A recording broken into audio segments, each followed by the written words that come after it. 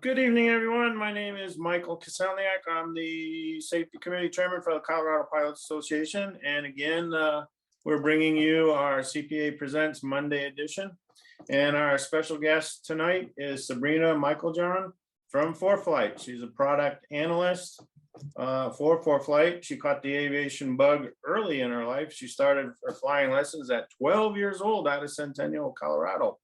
Soloed at 16. Got her private at 17. She's a graduate of Embry-Riddle in Prescott, Arizona, with a degree in aviation business with a concentration in flight operations. She got all her ratings at Embry-Riddle up to commercial multi-engine. After graduating from Embry-Riddle, she started with Foreflight here in Colorado. I'm going to turn it over to you, Sabrina. Thank you very much for joining us tonight. Absolutely. Thanks for the intro, Mike. I'll go ahead and share my screen here and we can get it started. Okay. Can everybody see that okay? We're good to go. Yep, Awesome. we see you. Perfect. Well, today I figured we wanted to do something on tips and tricks, something that would be great for a wide audience here, depending on if you're a student pilot all the way up through airline pilot. The goal today is to hopefully add something to your toolbox while you're using Foreflight. So today we're really going to be focusing on just the pre-flight portion of what you can do in Foreflight, just to make yourself get ready before you actually go fly your flights.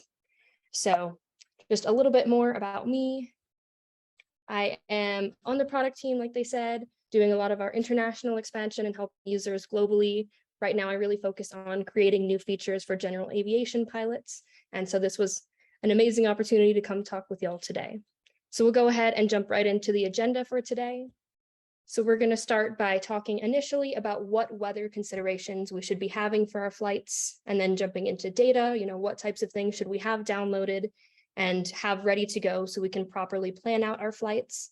And then we'll go through some tips and tricks for the actual planning portion, an overall review of what the flight looks like, and then just a few final items that you'll want to check while you're going through your flights. And then at the end, we'll have a few minutes for Q&A, and hopefully I can help answer some of those questions that you'll have along the way. So for today, I figured it'd be good if we had a scenario to kind of go off of to help you. So I was thinking of a flight that I would do with a friend from Centennial, Colorado up to Cheyenne, Wyoming, so we can go to Frontier Days, which if you haven't been is an amazing rodeo. So that's kind of what we're thinking for today. And we want to start, now that we know where we're trying to go, with getting a good synopsis of what the weather is going to be like at Centennial.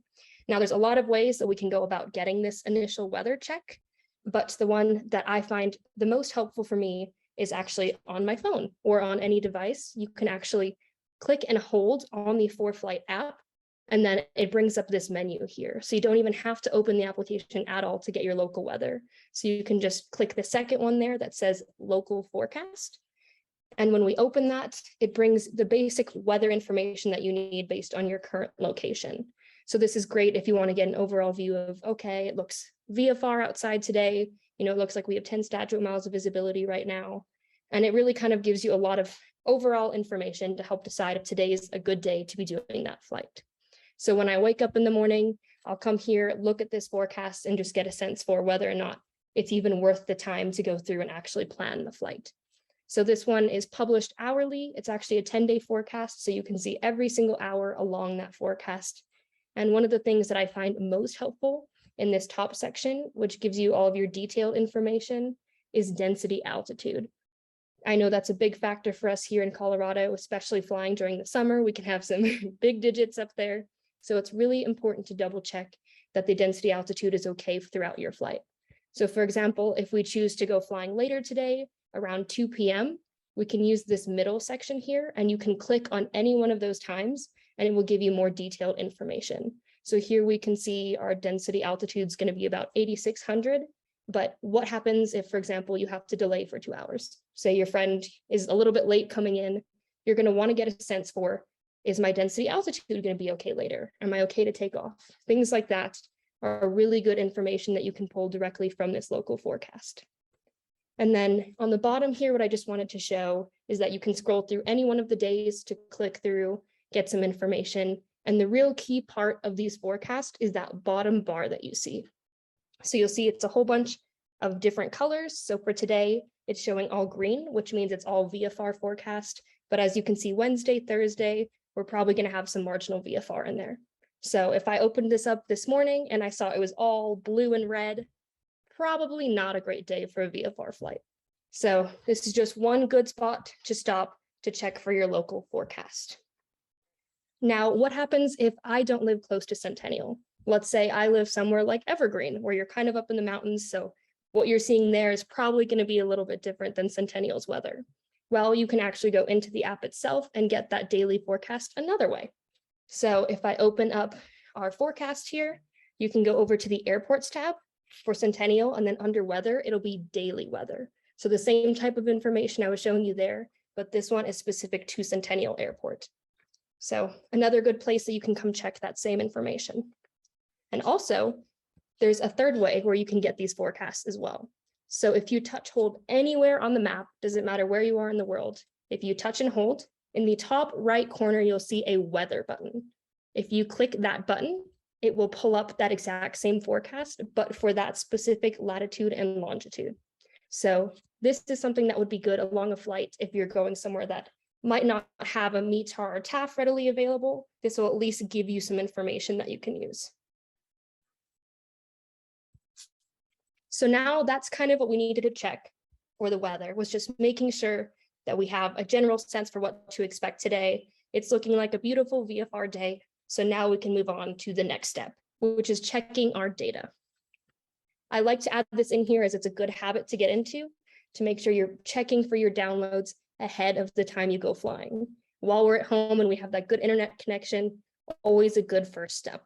So to get into your download section, what we'll do is on the bottom toolbar, you can go over to more in the bottom right corner. And then when we click that, your downloads will be in the top left there.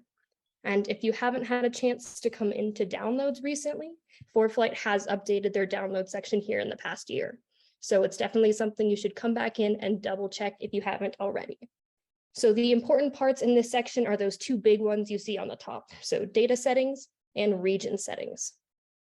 Data settings is basically what type of information we want to download onto our iPad. And then region settings is where you want to find that data. So we'll start by going into data settings. So in here, you'll see we have all sorts of information that you can toggle on and off. If it's blue, that means it's been toggled on. If it's kind of that grayish color, that means it's not toggled on. So if I am a VFR pilot and I have no interest in doing any sort of IFR flying, then there's a few things in here that you might not need. So why waste that extra space on your device if you're not going to use it? So what you can do is things like terminal procedures, your IFR low charts, and your IFR high charts. You can hit those blue toggles and turn them off. So then it's less information you need to download. But vice versa, if I am an IFR pilot, you definitely want those turned on, because that will determine what information you will see on your charts. So from here, one other thing I wanted to mention in your data settings is these high resolution base map and terrain. If you currently don't have that turned on, I definitely suggest it, because that gives you really good information like terrain peaks, all of your roadways, your interstate labels, railroads. It gives you a lot of good extra information. So very much encourage you to select that one if you have not. Hey, so now when we come in here. Sabrina? Yep. A couple quick questions that came in that I think might be relevant to the conversation. In the views you're showing, are they available only on, or what plan are they on? And we've got a couple that are in the middle plan and then the pro plan. So it might be good to identify maybe which plan they're on. Yes. So with that, we can actually talk through some of that. Each of the ones on here that are specific to a plan, I actually have a label in the bottom corner. So you'll be able to know which ones are available for you. But we can kind of go through some of that stuff at the end with Q&A just to make sure everyone is squared away. But everything you're seeing here in data settings is what you will see across any one of our plans. So for now that we have our data settings all set up and ready to go, we can go back into our downloads view. And then on the right side, you will see region settings. So now that we've figured out what kind of information we want to download, we can click on our region settings. And then for the United States, we can select what areas we want to download that data. So since we're doing a flight today from Colorado up into Wyoming, you'll definitely want to make sure you have Colorado and Wyoming selected. So you can just scroll down for both of those and make sure they're both turned on. I personally also like to do all of the neighboring states around me as well, just so if I have to divert or something, I do have that pertinent information available to me. So that's as far as we're going to go with our data check. And then lastly, after all of that is done, you've downloaded the information you have. You can check those little green check marks on the right side. It's a really good way just to make sure everything is there. My saying for this is if it's all green, you're good to go. So if you want to double check, you can scroll down and you'll see all of those taxi diagrams for all of the states you've selected. So just a good way to check the information that you've just downloaded. So now we've checked our weather. We've decided it's good to continue on the process, and we have our data set up. So we have the most current information, so we can start moving into the planning portion. So I like to start by getting set up for my flight. So we know today we're doing a VFR flight plan, so we're going to want to see that VFR chart. So we're going to go up to the top left corner. This is your layer selector. So if I click on that, you'll see all of the different chart options. Now this one has a lot more than you're probably going to see on yours, just because I have all of the regions in here. But for the US one, you'll just want to make sure you select the US VFR sectional. And I also very much recommend leaving that aeronautical layer turned on as well. That's extra data that we get from Jeppesen, so it makes it a little bit easier to pull in airport information. You get to see all of the airspace highlighted. So it's one good thing to just always leave on. So now that we have all of our layers selected, we can actually start the process. Now within Foreflight, you may not know, but there are multiple ways to actually start the flight planning process. The one that's most commonly used is the typing one. So typing, if you happen to know both of your airports, you can type those into our flight plan drawer. So in the top left, you'll see the flight plan drawer. We'll click on that. And then you can just type in Centennial's airport code. And then do the exact same thing for Cheyenne. And this will draw your route line for you on the map. Now that's just one way that works if you know both of those codes. Now let's say it's an airport I've never flown out of. I don't remember the code, or you don't exactly remember where you're going. If you want to plan on the map, you can use our second method, which is the touch planning method. So for that, you would click anywhere near that airport, and then this side menu will pop up, and you'll see in the top right corner, we have a button called Add to Route. So if you click on that, it'll do the exact same thing and move that over into your flight plan editor. And then you could do the whole same process, scroll up to Cheyenne, click down on it, go over to the Add to Route, and it will draw that line for you. So those are the two methods that are pretty commonly used, but there is actually a third one that is less talked about. And that is using the search bar in the top right corner. Now this one does also require you to know the airport identifiers, but there are some really cool things we can do in the search bar. So we'll start by typing in Centennial and Cheyenne, and then you just click that little route button right there, and it will throw that into your flight plan editor. Now that's just the foundation of what you can do in this search bar. I know some of you folks are more advanced with flying and with using Foreflight, so there are some actually really cool things you can do in here as well. So if it's a flight I've commonly done before, like, if I'm flying out to Lyman or something, I definitely know what altitudes I'm going to fly at. I know what airport I'm leaving and the aircraft I'm going to be using. So what you can do is actually just come up here to start your flight planning, pick your departure, your destination, what altitude you want to fly at, pick that aircraft, and then if you think you're roughly going to leave in like 60 minutes or 2 hours, just throw whatever number that is up in top here. And then what happens is when I hit go, all of that information changes in your flight plan editor. So now I don't have to go in and select my aircraft, select my altitudes or any of that because it's already done for me. So just a few less steps to do the exact same thing. If you prefer the touch planning method, you can do it all the same in here as well.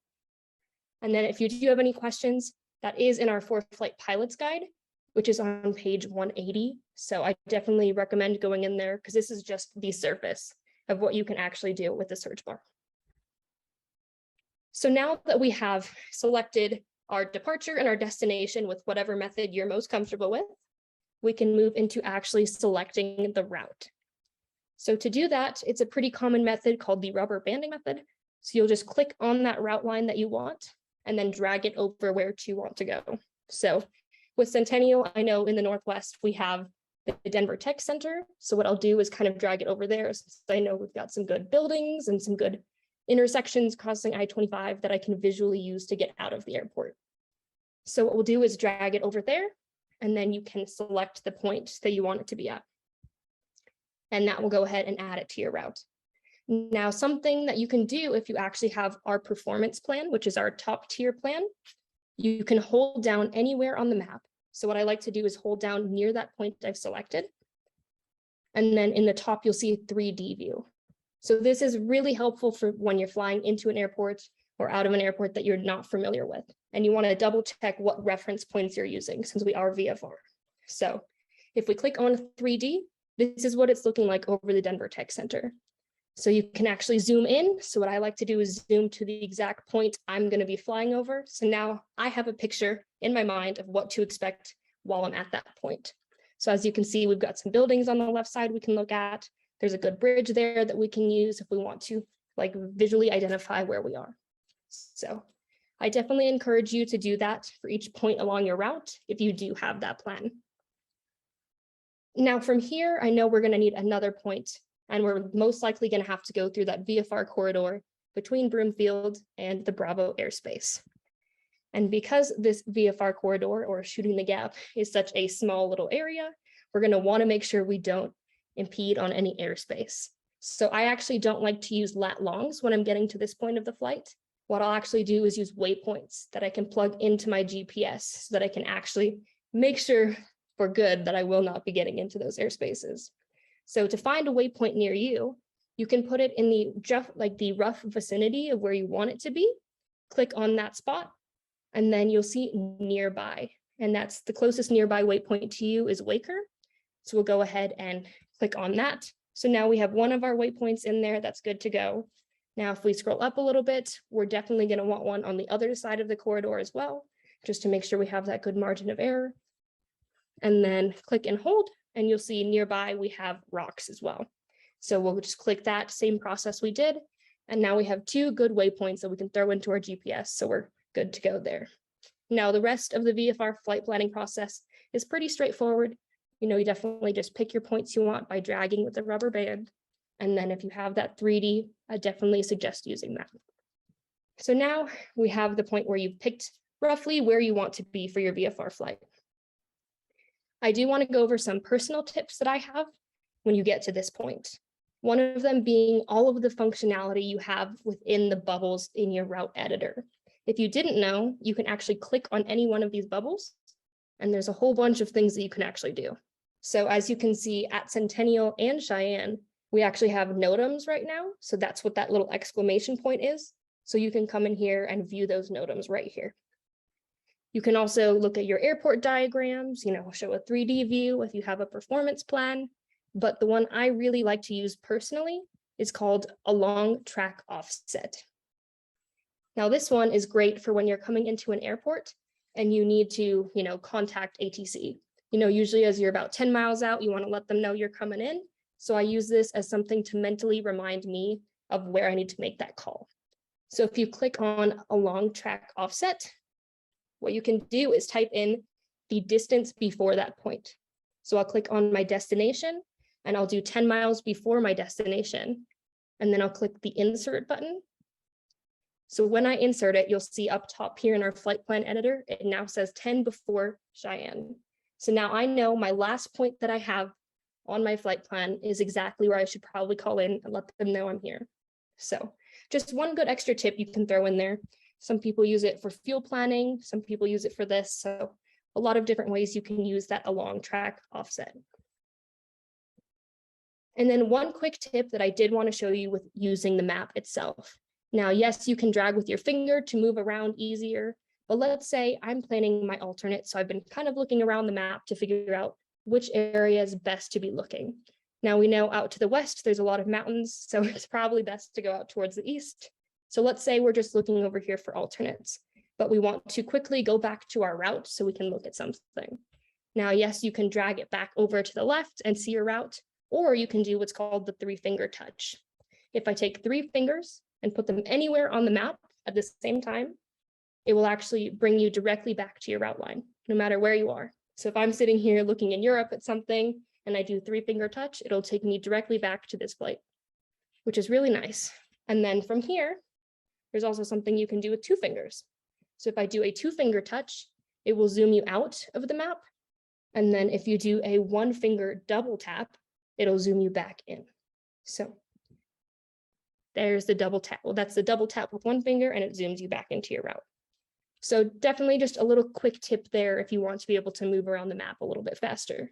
Now, if you don't like that method, we have the exact same functionality down in the bottom left. So you can do the exact same thing with that 3-finger touch in that first one, and then you have the plus and minus to zoom in and out. So just a little quick tip when you're using the map. So now that we have kind of a good sense for where we want our points to be along our route, let's go back and double check our altitudes. Given that we are flying somewhere with a lot of different terrain, we'll want to make sure we're avoiding our airspace and avoiding all of those terrains in our area. So we'll start by going into profile view, which is in the bottom right corner here. And this is available for anybody with our pro plan and above, which is our middle tier plan. So if we click on that, this gives us a vertical slice of what to expect along our route. Given we're flying under the Bravo space, that big blue chunk right above us is definitely that. So you want to make sure the altitude that you're planning to fly is under that 8,000-foot shelf. So you can actually zoom in to get a better picture of what to expect in your profile view here. So you can see as we're departing Centennial, you can see that airspace in the little light blue color on the left. And then in the middle there, that orange is actually a TFR, but it's not active right now. It's just there to let you know that in the future, there might be one that comes across your path. So it's a really good place to get information like that as well. Now, if we zoom back out by using 2 fingers, we can see where exactly we will be outside of the Bravo shelf. Given that our flight kind of slopes upwards and there's higher terrain towards Cheyenne, we're going to need to climb to a higher altitude to give us that 1,000-foot clearance. So what you can do is actually a new feature we came out with this year called altitude per leg. So to do that, basically what it does is it adds a step climb or descent for any point along your route, because we're assuming pilots aren't always going to just fly one altitude for the entire length of the flight. So that point that you see 40.33, what we'll do there is we'll actually start a climb. So to do that, you click that black box on the bottom, and you'll see a start at and a cross at under altitude, and then no change on the right. If you click where it says no change, that's where you can put your altitude. So because we're going to climb up to 8,500, that's where you can type it here. And then as soon as you click done, basically what it does is it drags that route line up for the rest of the flight. Now you can add as many of these step climbs or descents as you want along your path. For this one, I think 1 is good enough. And you'll see our clearance now is above 1,000 feet. So we know for this flight, we're definitely going to be 7,500 and 8,500. So now that we have a good sense for that, we can actually go and close our flight plan editor. And then there's another feature that's really helpful called Hazard Advisor. So if we click our layer selector down on the right side, you'll see Hazard Advisor. This is open to anyone with a Pro Plus plan and above. We've had this feature out for a while now, but now we've made it so you can use it for pre-flight planning as of this year. So if we click on that, you'll get to see what the terrain is looking like at different flight levels, which is actually really, really helpful. So we know that we're going to start our flight at 7,500. So what we can do on the right side where you see that 8.5K, we can take it and drag that down. And so now we're at 7,500 feet. So anything that you see in red is going to be within 100 feet of your altitude, and anything in yellow is within 1,000 feet. So we can tell at 7,500, our direct route will be A-okay, no issues there. But if we need to divert or anything like that, it's kind of showing you that anything on the west is a little bit limited, but at least you can get a sense for where west you could go if you needed to. And then since we know we're going to be at 8,500 feet as well, we can take that and drag it up. And you'll see at 8,500, it starts to slope away a little bit as we get higher. So I like to come in here to Hazard Advisor, double check, especially if you're flying anywhere closer, on the backside of BJC, definitely good to check where that terrain is at. So now we have a good sense for our altitudes. We picked our route, we've looked at weather a little bit. So let's go ahead and review for the flight. So if we come in here, anyone that has a performance plan or higher, well, actually performance is the highest, you can come in here to the flight plan drawer in the top left. And you'll see on the bottom, there's a little globe with an airplane on it. Now, this is a really good way to get a visual sense for what to expect along the entire flight. So if I click on that, this is a place where you can preview that entire flight. In the bottom left, you'll see a play button. You can actually play that flight. And then you can pick the 1x there as your speed. So you can actually make it go faster if you want a quick replay, or slow it down if you have questions around like certain areas of the flight. So what I like to do is I'll zoom into somewhere that I might be a little bit questioning on. So like here's downtown Denver. This is what it looks like without any of the layer selectors on in this 3D view. But if I want to get a sense for what the weather is going to look like, what my obstacles are going to look like, what you can do is come over to the left and you'll see a layer selector. If we click on that, there's a whole bunch of things you can add on here to customize what you're seeing.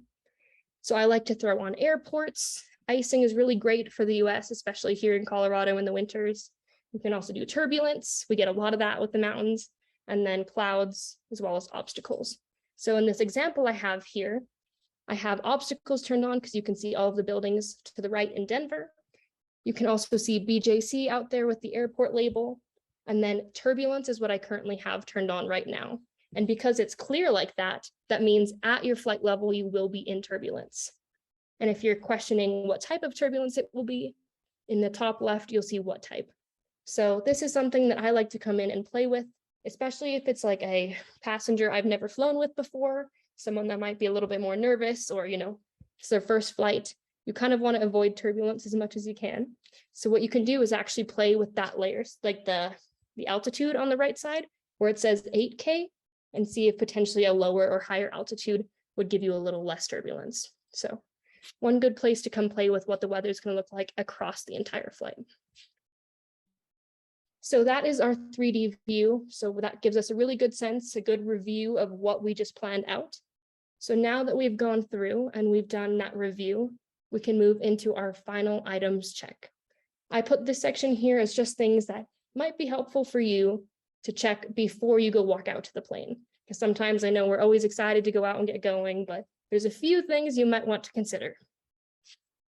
The first one of those being weather. Now we could spend an entire one of these lessons just talking about all of the weather functionality in Foreflight. But for the sake of time, with weather, I'm just going to kind of go through my flow and explain that to you of what things I like to check. And then from there, we can move on to the other items. So since we're here on the maps already, I like to just start in this section. So what I'll do is go over to the left and click on our layer selector again. And then on the right side, you will see all of the different options that you can check for weather. What I like to do here is come in with the mindset of, is there anything that would prevent me from doing this flight? So I'll go through these options and be like, okay, is my radar okay? Are my clouds okay? Is there anything on here that I should probably give a little more focus onto? So if you see anything that's a little bit questionable, that's where we can start diving into those items. So this is a really good general sense for what to expect. Now, since we're also on the Maps tab, we're probably going to want to get a sense for what it's going to be like at our departure and our destination airports.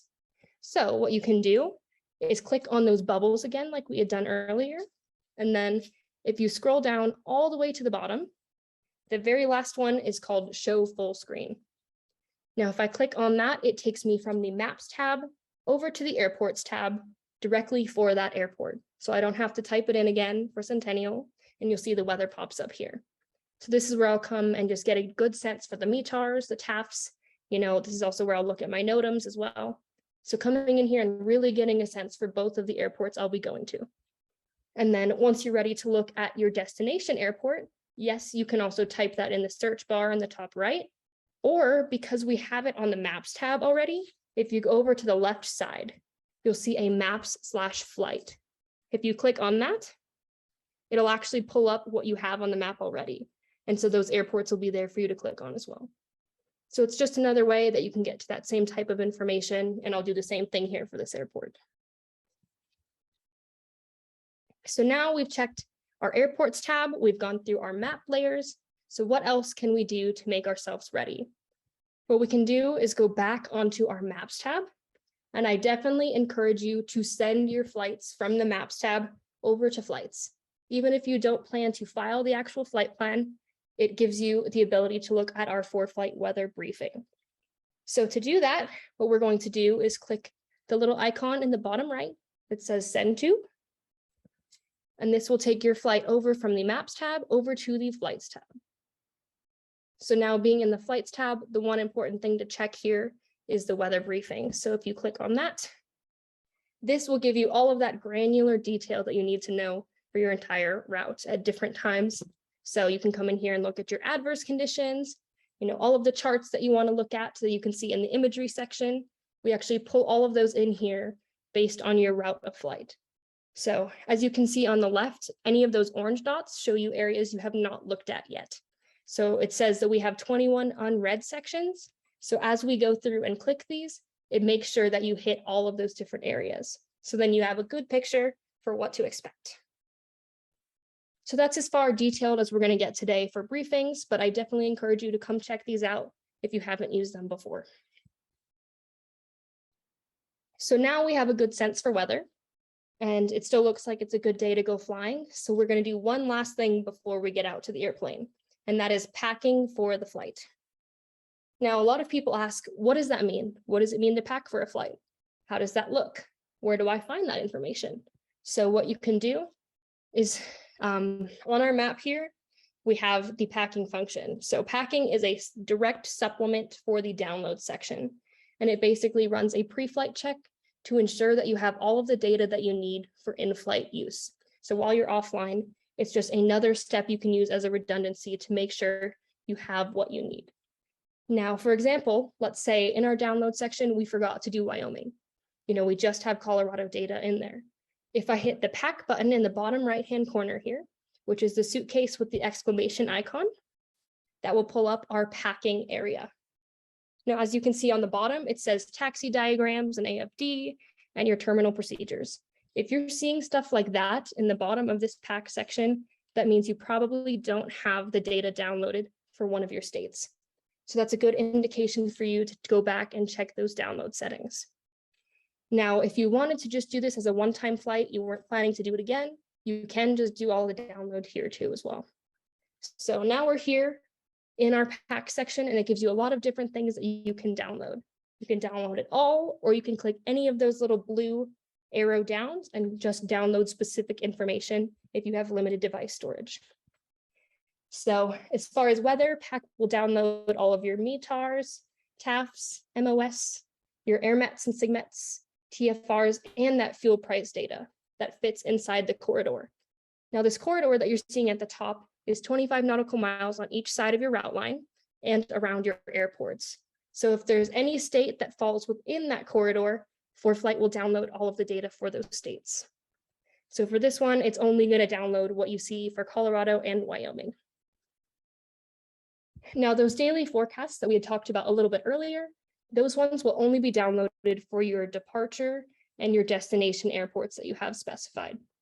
For any of y'all that are on our performance plan or higher, which is that middle tier, PAC will also download information like your forecasted data for icing, turbulence, and those surface analysis layers that you can see on the map. And that's really helpful for us folks flying here in Colorado in the winters. For any of y'all that are on the performance plan, which is that highest tier, PAC will also download that 3D aerial imagery, as well as the dynamic winds layer. So really, this is one of those areas where, depending on your plan, you can have more or less information packed for you. Now, in the bottom, this is just showing you here. If you're seeing that information, definitely go back and double check your download settings, because you probably don't have that state selected. But so after you go through and you pack all of your information, you'll see the all packed symbol here. And if you go back, there won't be an exclamation point on that suitcase anymore. Now, that being said, if you pack before you head out to the airport, just because you have that good internet signal at home, and then you go out to the airplane and you want to download again, you might see a little icon again. If you see that exclamation, that means that there is that Foreflight went and periodically reanalyzed your route, and there's a new item for you to download. So that's probably just something weather related. So always good to double check that before you get out to the plane. Even if you've done it once, you can do it probably again. So now that you've packed all of that data, where does that show up in the app? That's one of the common questions we tend to get asked. And it's honestly the exact same as whatever flow you're used to using. So if you go into the weather tab in the airports area, it'll all show up in the exact same place. Your NOTAMs will show up there as well. So it's all exactly like you're used to seeing. Now, if you go over to procedures, you'll see on the left side for any of those procedures you're using, you'll see a saved icon. If you see the saved, that means PACT has downloaded that information. So you definitely want to double check that, because if it says not saved, you won't be able to access it. So that's one good check there. And this one is just an example of an airport that I found within that corridor. So you'll make sure that you have that information saved. So that's kind of where you're going to see the information on your normal areas of the app. But what does that look like in our download settings? So if we go into downloads and we scroll down, you'll see what's called packed and unselected regions. So this will show up here for any of the charts that you have downloaded that are not part of your region settings. So this was my example here with Wyoming. If I didn't have Wyoming, both of those two would show up right here for your VFR charts. Now, if this is only a flight that you plan to do once, you don't plan to go up to Wyoming again, we definitely encourage you to delete these charts after you're using them, because then you can get it off your device, save up that memory device. And you can do that by simply sliding over and clicking the delete button, or in the top right, you can click on delete, hold down, and then you'll see delete expired. So anytime I pack for my flight, the information is only going to be based on the current data cycle. Now, aeronautical data is good for 28 days, and our charts are re-updated every 56 days. So definitely want to make sure you get that information that's expired off of your account. Now, that being said, anytime you use the pack, let's say you used it like 6 months from now, any of that information that you had previously packed will already be deleted. So anytime we get a new data cycle, we automatically delete that pack data for you. So this was that one situation I was mentioning where what happens during flight if I don't have downloaded data? So let's say I didn't do anything with my region settings. I didn't have it selected for Wyoming and didn't have it for South Dakota, which I might need to divert to. And I didn't end up packing for my flight either. This is kind of a situation you might run into. So if Rapid City was our alternate that we're going to fly to, you'll see on the bottom right side, if I go to click on the diagram, it says not saved. So what happens is if I go to click on that diagram, that's what you're going to see. It's going to say procedure unavailable. And you definitely don't want to run into that situation if you're flying along into an airport you've never been to before. So that's why we really, really encourage you to go through, make sure your downloads are set up correctly, and make sure you're using PAC. That way you know for any flight you're doing, you're good to go. So I know that was a lot of information to kind of run through in our short time here. So what do I do if I have questions? What kind of resources do you have available to you? The biggest one is actually on Foreflight Mobile itself. So if you go down to the right side of your main toolbar, you'll see the More button. So we can click on More, and then you'll see the Support tab. So if I go More and then into Support here, you'll see all of these different resources available to you. So if you want to watch the videos, we have a ton of Foreflight videos that'll kind of walk you through different areas of the app that you might be less strong on. You can also see what's new. So we release new things every single month, and I know it's a lot to keep up with. So this is a great place to come check out, some information on what you might have missed. And then if you want to see our release notes of what exactly has been coming out every month, you can click on that as well. So a lot of good stuff in here. And if any of this still leads you to have a whole bunch more questions, you can click the Contact Support button on the bottom, and that will send an email over to our support team to help you. So that's one good place to go to if you have questions. Now, the biggest resource that I can give you tips for is to go into Documents. If you go onto Documents on the left side, if you scroll down, you'll see a Foreflight Drive. This is where we have a whole bunch of documents that we've created to help answer some of those questions you might have. The Foreflight Mobile Pilot's Guide is personally one that has anything you need to know about Foreflight. So you can go in here and search words like pack if you're still a little bit confused on exactly how that would work. Or my personal favorite is the Foreflight Legends Guide.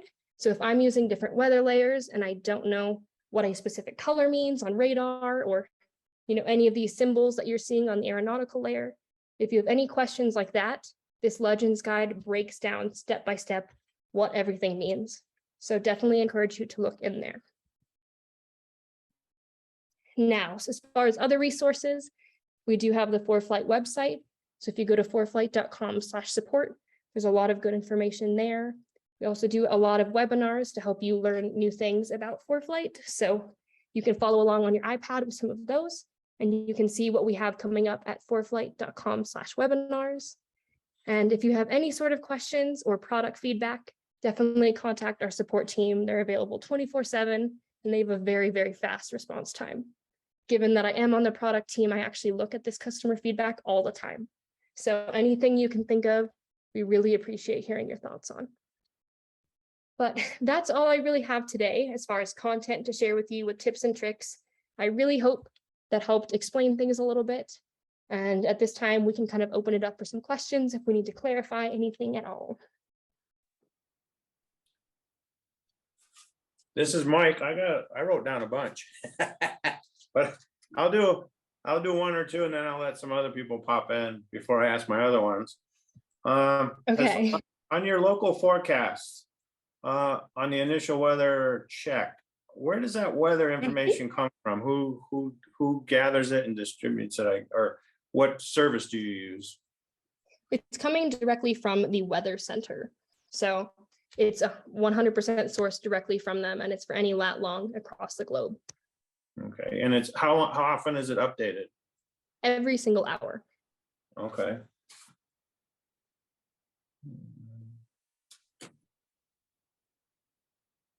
Okay, good. The other question I had, you talked about the along track offset, and you put in 10 nautical miles before you reach Cheyenne. Does it give you an audible alert, a visual alert? I didn't see anything on the map that said, okay, contact Cheyenne. Typically on the map, that last point you'll see, instead of seeing a lat long, will actually be the 10 before Cheyenne. In this example, Okay. It just didn't pop up, but normally there is something that you can visibly see. And that's how while I'm flying along, I'm like, oh, okay, there's my last point. It literally says 10 before Cheyenne. So that's a good way to make sure you're checking.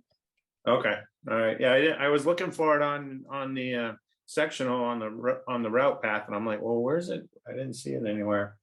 And reviewing the flight, which I thought was pretty neat with the 3D views, but how often is that imagery up to date? How often do they update that? That's actually a very good question.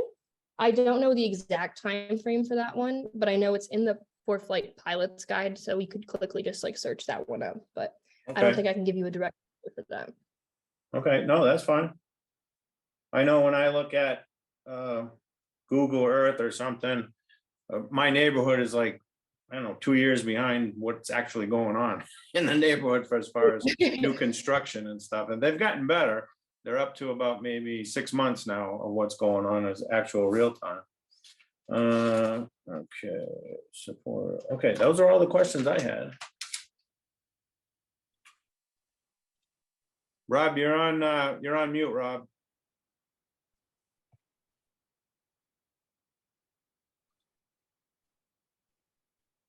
If people have questions, you'll need to unmute to be able to, and if you can't unmute, let me know. I'll make sure. There.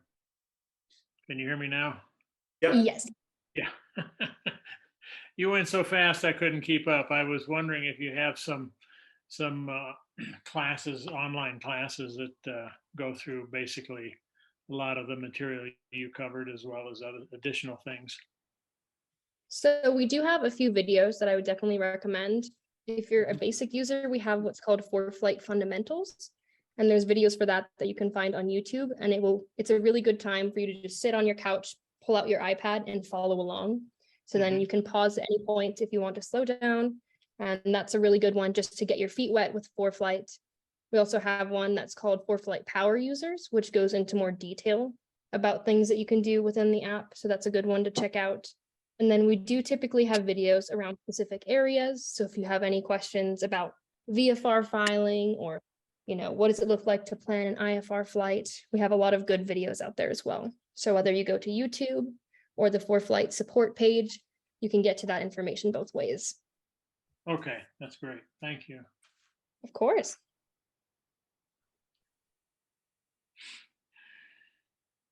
Any other questions? I got one more. I don't know if you know the answer though, but how many, just say the United States, how many subscribers are on Foreflight? Oh gosh.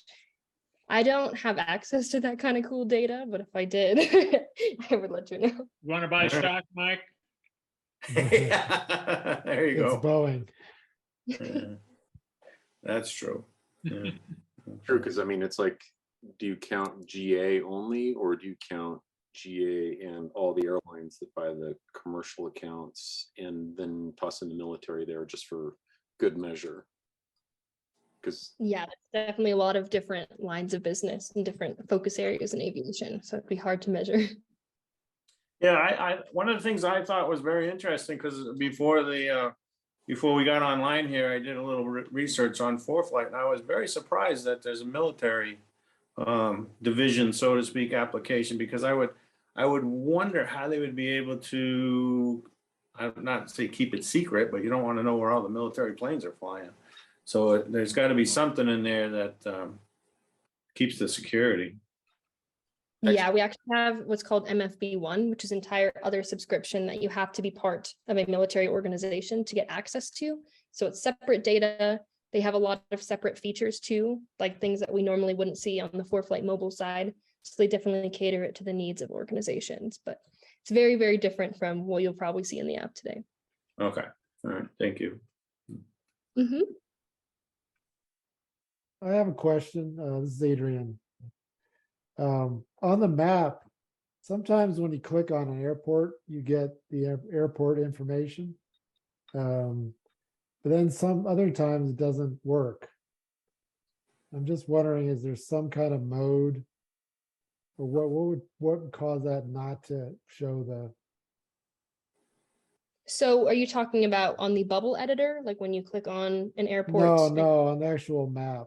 Like if you zoom in on an airport and you click on the airport, you know, the little symbol for the airport.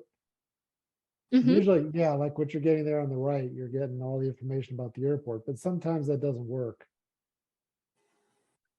So just- what are you seeing other times when It that just doesn't pull up? nothing happens at all. It just doesn't. It will move.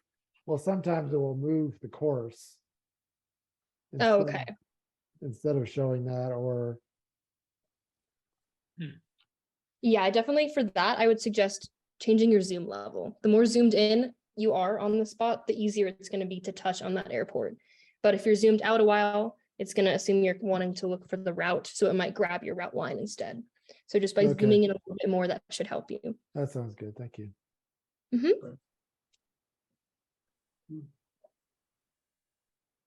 Any other questions? so what's next for Foreflight? What's next? Ooh, that's a tricky question. It really depends. I mean, I focus more on the general aviation sector, and for us, it's really just about providing more of what users are looking for. So I'm constantly going through customer feedback, trying to understand different points of view. That's why we love when y'all come and talk to us at Oshkosh, so we can hear some of that real-time feedback. But as far as what's actually coming down the line in next releases, unfortunately, we can't talk about all of that. I know But it I was, can say there is, it was yeah, a softball question. yeah. Uh, Unfortunately, we can't, but it's definitely focused around safety for GA users. So that's kind of my big emphasis. it's I've been kind of chatting with Jay a little bit about it, but I mean, the one thing that kind of blows my mind is the iterations that Foreflight goes through on a regular basis. It's just like every time you log in, it's like, man, there's more features here.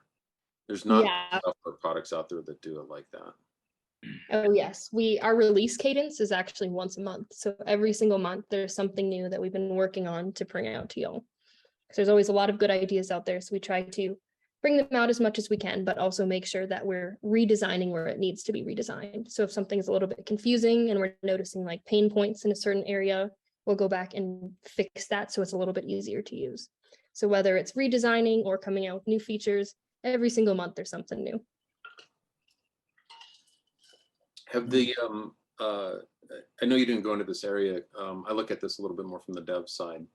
And I know that there's like a development pack for doing overlays, I think. Are you talking about like custom content? Yeah, I think that's the KMLs, KMZs, the custom map layers. The reason why I look at this is because we've got a number of flight schools that are in the Front Range. I mean, you're familiar with what happened on Saturday. Probably, I would hope. Well, anyway, and I just, part of the problem is all these flight schools have their own practice areas, and they're not well publicized. And I'm just trying to figure out a really effective way to, go out and define these and then share these packs so that everybody, at least in the Front Range, that is interested in having them can add them to their system. So Absolutely. I just haven't had time to sit down and look at it. Actually, let me see if I have it on this iPad. If I scroll down on the right side, this is where you can see custom content. And I actually have the Colorado practice areas one. And so that one here, this is the one that I use all the time. So when I'm flying out near 3 Towers or the Elizabeth practice box, you can easily tell what area you're in, so you can be communicating on those frequencies. But someone actually had shared this with me. So it's something that's gone around Centennial Airport. And I know they have one up by BJC too with some pilots. But if you're looking to make one yourself, it's simple as going onto Google Earth and, making it, plotting out the points, and then just throwing it into Foreflight. Well, I'm not looking to recreate the world. I'm trying to find it. So if you happen to know who did or even shared it with you, I'm happy to follow the breadcrumbs and see if I can get that published a little wider. Yeah, absolutely. I can double check and see where I got mine from. Okay. Yeah, because that's exactly what I wish the FAA do a little bit more proactivity around this, but I mean, we know how those wheels turn sometimes. Absolutely. And I know someone had shared this one with me as well. So there's some for mountain flying. So you can see like the Colorado, you can see all of the different mountain passes here in pink. So there's a lot of cool things that you can do with custom content here. Yeah. And that's, I just don't have time right now. That's my biggest problem. Yeah. I don't see those practice areas on my list. Is that something I need to enable? The practice areas is one that's done through custom content, which means somebody has gone on to Google Earth and actually made it themselves. And so if you have anything like that, it will show up in custom content. You can see custom map layers, and those are the 2 that I have there.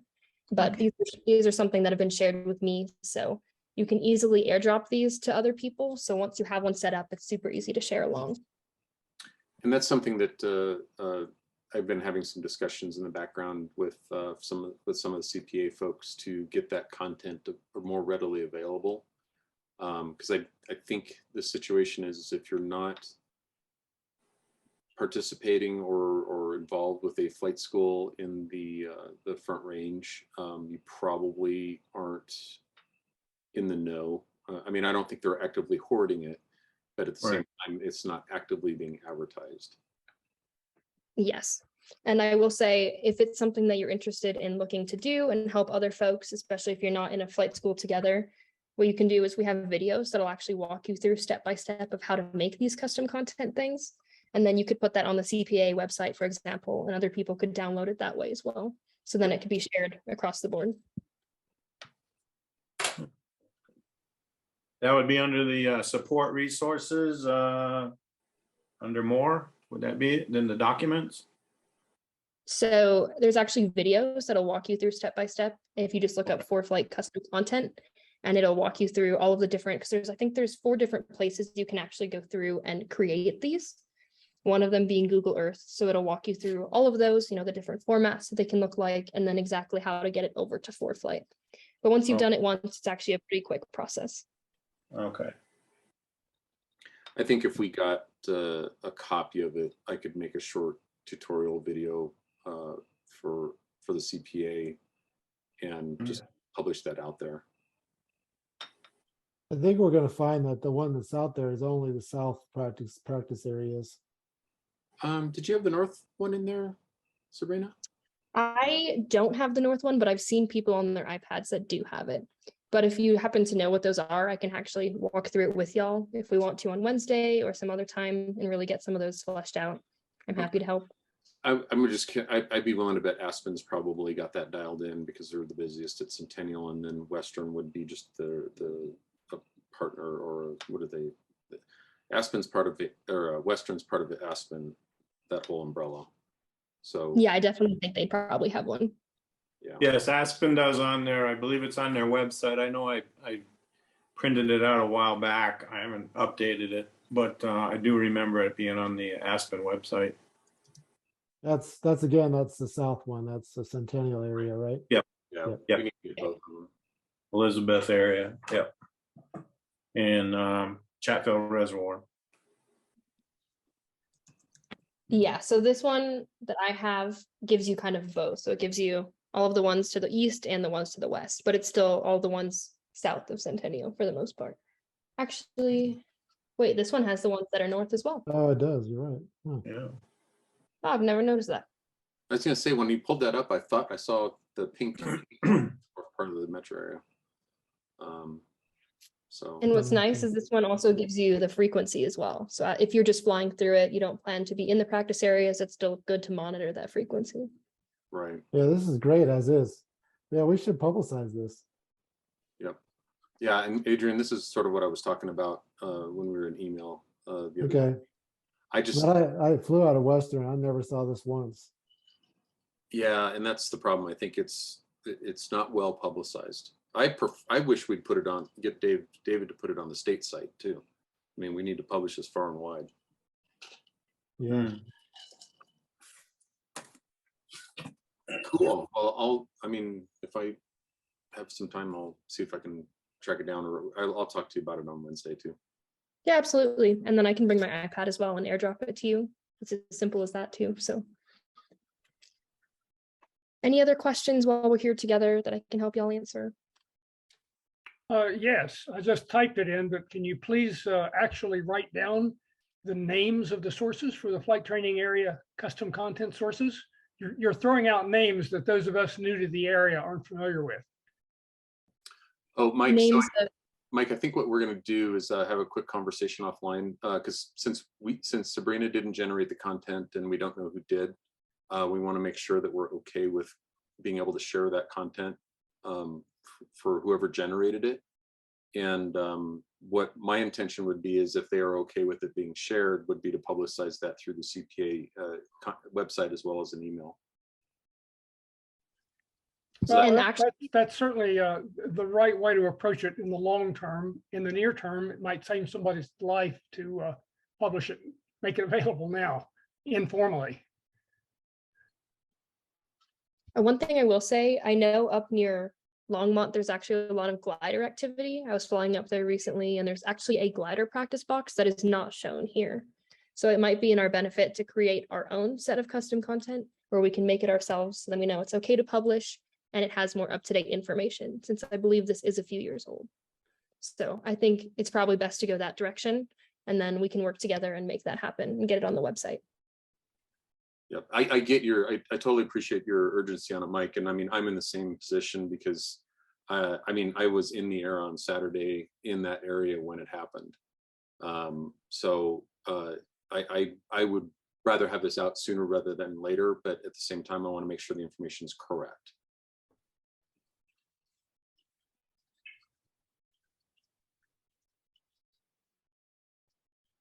Okay, if nobody has any more questions, I don't want to rush anybody, but I really want to thank Sabrina for coming on board tonight and giving us an excellent presentation. That was amazing. The way that Foreflight has changed things over the years and new tools to be used and stuff, it's amazing. And something comes out every month. That's pretty wild. So on behalf of the Colorado Pilots Association, Sabrina, thank you. Thank you very much. Absolutely. Thanks for having me here, y'all. Thanks, Sabrina. Yeah. Good. Really good job. Thanks. Thank you.